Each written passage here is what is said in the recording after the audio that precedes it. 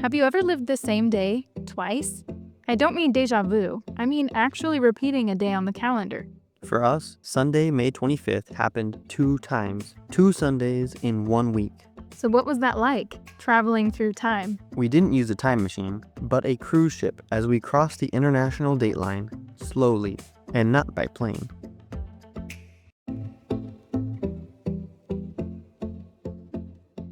I'm Noelle. And I'm Jonathan. We're on a mission to live in 100 countries. Ever wonder what would happen if you got rid of all your stuff and traveled around? A few years ago, we would have said that was crazy or irresponsible. But there's more than one way to travel. Whether it's months in Colombia, Or months in Romania, weeks crossing oceans, slowly traveling the world. we're writing our own story. Everywhere we go, we meet amazing people. This channel may not be for you, but we're inviting you to come along with us. Because we're not just traveling. Subscribe for free. Jet lag by airplane is confusing enough, but don't worry, if you're confused, you're in good company, because almost nobody we've been talking to understands this. What exactly happens when you cross this imaginary line? Experienced travelers know, and crossing the international date line by sea isn't just about geography. It's an experience that makes you feel a little more connected to the spinning earth beneath your feet, and reminds us just how precious our time really is. So, what even is the international date line? It's not a physical border. You won't find a line painted in the ocean. It's completely imaginary, but cross it, and your calendar changes instantly. On one side of the line, it's one day, and on the other side, it's another day. The international date line is a man-made solution to a real problem, keeping time on a spherical planet. The sun only hits one side of the earth at a time, right? So if it's daytime here, then on the other side of the earth, it is nighttime. And as the earth rotates, it appears like the sun is rising in the east and setting in the west, east to west. And if you travel east, crossing a time zone, for example, the sun is going to rise earlier in the morning. In other words, the sunrise will happen quicker because you're going the opposite direction of the sun. So you lose an hour. You have to set your clock forward if you want it to feel like the sun is rising and setting at the same time as before. And the farther east you go, the more you have to change your clock. That's why we have time zones, so that noon still feels like noon with sunshine, no matter where you are. But if you keep going east, setting your clock forward over and over and over again, eventually you've done it 24 times and you're back where you started. So you'd be living a whole day ahead of your neighbors? But that doesn't make practical sense. You can't be showing up to work on Monday when your boss is still living his Sunday. So at some point, the system needs an international date line to keep people on the same day of the week as everyone around them. That's where the international date line comes in. It's the line that aligns the calendar. Cross it going west, and you effectively skip a day. Cross it going east, and you repeat one. If you fly from Los Angeles to Tokyo, you'll land the next day.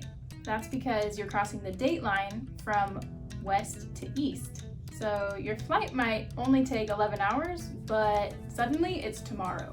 But going from Tokyo to Los Angeles, you actually gain a day back. So let's say you leave on Friday, and you fly through the night, and then you land on Friday again. So it seems to make sense. Like you lost a day going to Japan, and then on your way back, you get it back. But what happens if you don't fly? When you travel slowly, like we did? We never lost a day, so how can we gain one back? Yeah, we've been traveling east for the past year and a half, so really slowly. So how is it possible that we get back an extra day? Pause the video and think about that before we give the answer. We did it one time zone at a time, losing an hour here and then another there, another. We kept crossing time zones until we went all the way around the world.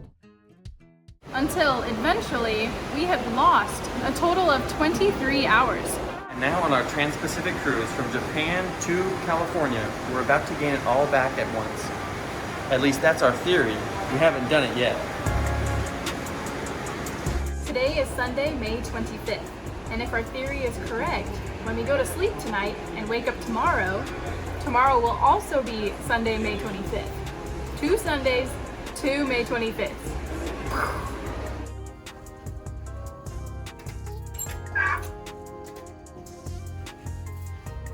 The ship's daily itinerary is kind of interesting. It shows day 11A, and I suppose tomorrow will be day 11B. It's absolutely unbelievable that this is happening. The captain announced it a few hours ago that we are going to repeat the day, and we're basically going to be crossing the date line around midnight. And if our theory is correct, which I'm pretty sure it is, we'll live one extra day, one more day than anyone else this year. The thing is that almost no one on this ship will experience what we experience. And that's because everyone else has already lost a day when they flew to Japan. Or they will lose a day when they fly back to Japan. So it's nighttime now on Sunday, May 25th, 2025, and we're about to go to bed. When we wake up, we'll see what day it is.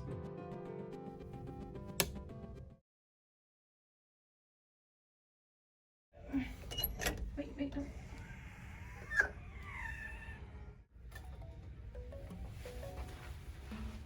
Okay, so we just woke up, and so far, it looks like we were right. It's Sunday again.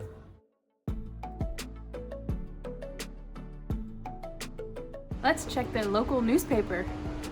Yep, Sunday, May 25th, day 11B. So how does it feel waking up on the same day twice? Oh, it's very interesting. It's weird to think that it's actually the same day, like another Sunday, because it feels very normal to just wake up and it's a new day.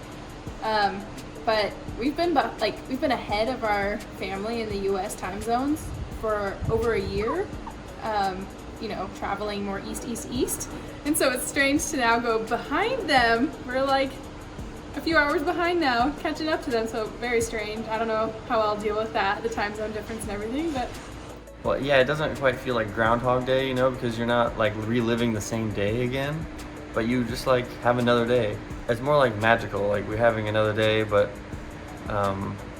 you don't have to do the same things that day. You can do whatever you want. Yeah, so it feels like almost like any other day. It's really surreal. It's so weird. I mean, do I look older? Do I look one day older than I should be on this day? I thought maybe I would experience something like a 24-hour jet lag, because that's pretty much what we have. We got 24 hours of jet lag, but jet lag isn't of course associated with the jet, but we got 24 hours of time change. So I thought maybe it would feel like sick or upset or something, but no, I feel fine. I still feel hungry, even though we're going to be eating 3 meals extra this year. I still feel the same, yeah. It's a surreal experience. Most people cross the date line in a plane, but by boat, you actually feel the transition.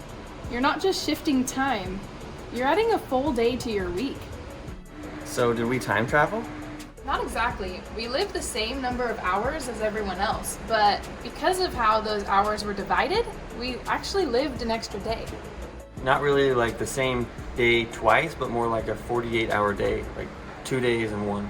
Time is such a commonplace thing nowadays that people take for granted how much time they have. Each week that passes by is an opportunity to do something, maybe to change something or help someone. And this experience has been really cool because it reminded us that time doesn't pass by equally for everyone. I mean, it's what you do with your time that matters. So what would you do if you had one extra day? Which day would you choose? Your birthday? A weekend? Let us know in the comments.